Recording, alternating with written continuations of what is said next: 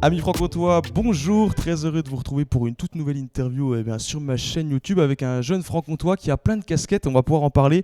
Conseiller nutrition, conseiller sportif, vendeur de maté, notamment en ligne, et puis également pratiquant du nunchaku, ça c'est quand même pas commun. On est avec Nils Dromard aujourd'hui, salut Nils. Bonjour Loïs. En tout cas merci de nous accueillir, on est chez toi. On est bien oui. sur un petit bar. On voit déjà un peu les nunchaku. On va pouvoir parler un peu de cette pratique aussi. Avant, j'aimerais qu'on revienne sur ton parcours en fait. Comment tu es arrivé justement à pratiquer le sport parce que tu es coach sportif, à faire du nunchaku. Qu'est-ce qui t'a mené à ça? C'est depuis tout petit que tu étais passionné par les arts martiaux? Eh ben, pas du tout. En fait, c'est arrivé. Alors, au départ, j'étais en système numérique. Et pendant un stage, je devais filmer une prestation de nunchaku. Et quand j'ai vu ça, je me suis dit, purée, mais c'est ça que je veux faire. Et donc, du coup, j'ai rencontré des gens après dans cette discipline qui m'ont un petit peu formé par la suite. Et voilà, tout s'est débloqué. Ça m'a aussi demandé, du coup, de faire du renforcement musculaire pour me développer, tout ça, être plus performant. Et c'est comme ça qu'après, je suis parti dans le coaching sportif et que j'ai laissé complètement le système numérique de côté. Et justement, je voudrais qu'on en parle un peu du coaching sportif. Tu proposes quoi? Comment ça fonctionne aujourd'hui? Alors moi, je suis principalement en ligne, éventuellement à domicile parce que c'est comme ça que j'ai commencé. Et je propose la perte de poids à domicile. D'accord, donc tu t'axes surtout sur la perte de poids, c'est la Exactement, priorité. ouais. Et je suis basé sur un système d'accompagnement en fait parce que ce que j'ai remarqué, c'est la motivation qui manquait chez mes clients, on va dire. Ouais. Et du coup, j'ai mis un processus en place pour répondre à cette demande. Il y a aussi ce côté motivation. Quand on fait coaching sportif, quand on fait du coaching sportif, qu'on est coach sportif, c'est plutôt pas mal d'allier aussi, je pense, cet art martial qu'est le nunchaku. On va expliquer un petit peu en quoi ça consiste, parce que pour beaucoup, on pense à des films, des choses comme ça, mais on ne sait pas forcément d'où ça vient. C'est quoi un peu l'histoire du nunchaku, de cet outil en fait? Alors le nunchaku, c'est une arme... au départ, c'était un outil, un agrès pour casser le blé dans les champs. Et en fait, en fonction des guerres, tout ça, comme il y a beaucoup eu en histoire, c'est devenu une arme pour se défendre, une arme pour le peuple. Et donc ça vient surtout d'Asie, j'imagine, non? Ouais, d'Asie, tout à fait. Japonais même, je dirais. Après, il y en a qui disent c'est plutôt chinois, mais normalement c'est japonais. C'est ça. Japonais, mais normalement chinois, c'est japonais. Ok. Et tu me disais qu'en Indonésie aussi, en ce moment, dans les compétitions, il y a aussi de très très bons... Oui, les Indonésiens, ils sont très bien placés, ils ont un haut niveau. Pour moi, en tout cas, après, on n'a pas de statistiques pures, mais c'est là où il y a c'est eux qui en font le plus. Et comment on appelle quelqu'un qui pratique le nunchaku? Un pratiquant de nunchaku, il y a un nom il y a un nom, c'est vrai, parce qu'on dit un nunchakuman, mais en fait, c'est un nunchakuka, comme on dit karatéka. D'accord, ok. Voilà. Donc, et puis des compétitions qui existent. Exactement, alors il y en a plusieurs, il y a la WNA, donc ça c'est plutôt pour la Nouvelle-Zélande et tout ça.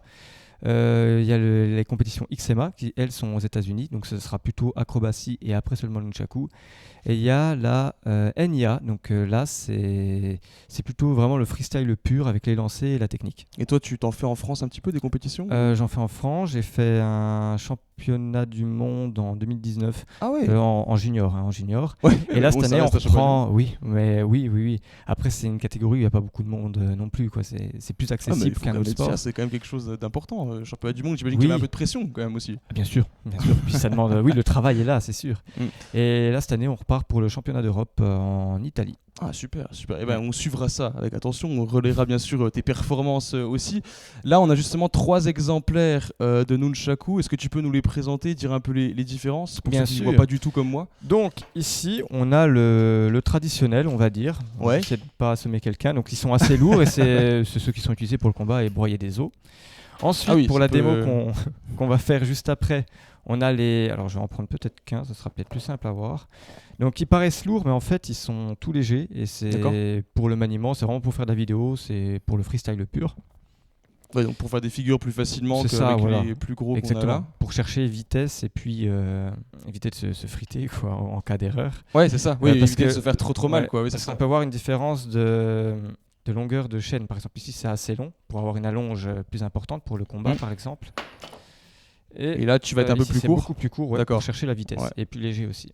Et là on a un troisième type, encore plus léger, non c'est ça? Pas forcément. Il est un peu plus lourd. Assez lourd. Vu qu'il est plus fin, il rentre mieux dans l'air. J'ai plus le mot. Je sais pas. Oui, il pénètre mieux dans l'air quoi. Voilà, il pénètre mieux dans l'air et il y a le grip aussi pour éviter les erreurs techniques. D'accord, donc c'est aussi... Pour commencer, par exemple, typiquement, moi je veux commencer Nunchaku, je prends lesquels? Plutôt les plus petits là? Eh bah oui, contrairement à ce qu'on veut, c'est pas forcément des mousses. Moi, je te conseillerais de prendre les compétitions. D'accord, les compétitions directement. Directement. Comme Bon. ça, au moins, tu as les bons réflexes tout de suite et tu as le meilleur, quoi. Ça marche. Bon, je pense qu'il faut quand même pas mal d'heures d'entraînement pour réussir à maîtriser ça. Ce que je propose, c'est que tu nous montres, toi, comment tu maîtrises un petit peu cet outil avec ceux du milieu, là, qu'on a vu un peu de spectacle. Ouais. Parce que toi, ça fait quand même combien d'années maintenant que tu fais du nunchaku? J'ai commencé en mars 2017. Alors après, j'ai eu des coupures. J'ai pas été régulier tout le long. Ouais, mais bon, ça reste que du coup, tu as quelques années d'expérience Ouais, quand même, maintenant ouais, qui te pour, permettent de maîtriser ça assez bien. On va se mettre juste à côté là, et puis comme ça, tu vas pouvoir nous montrer ce que tu sais faire. Eh ben, avec plaisir. Allez, c'est parti.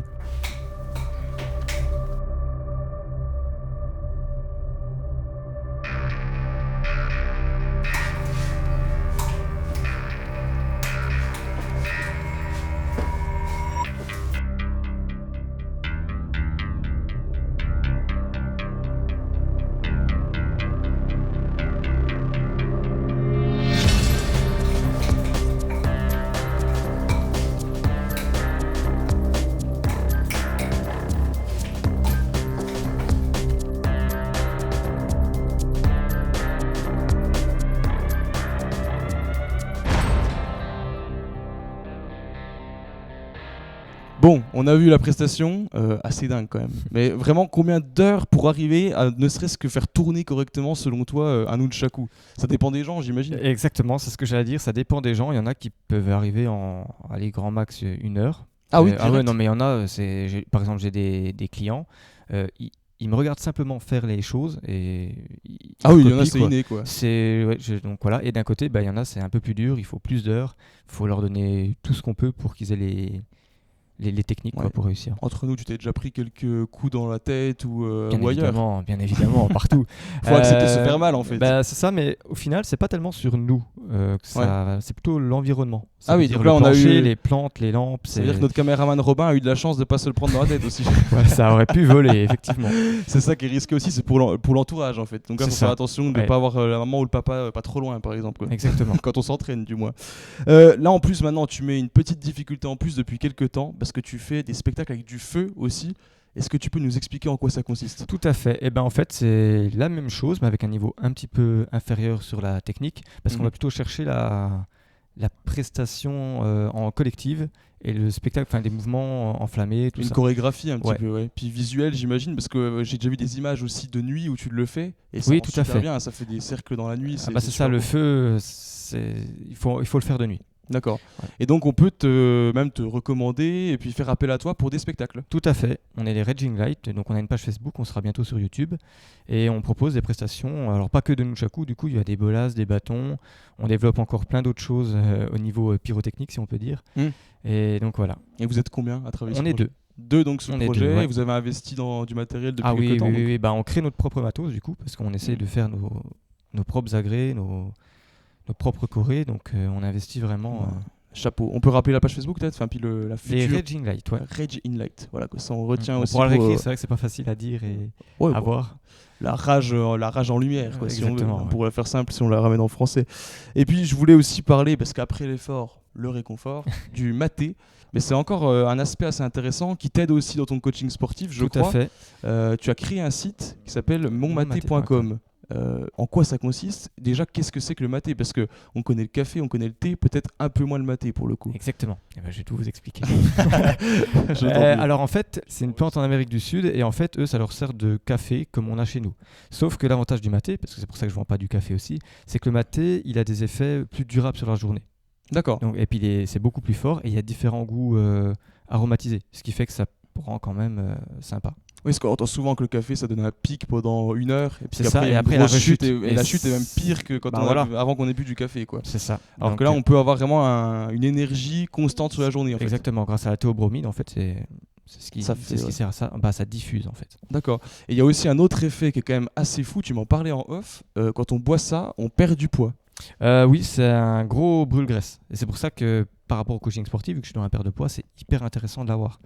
Parce que ça accélère les résultats tout simplement. En plus d'avoir une meilleure productivité et concentration.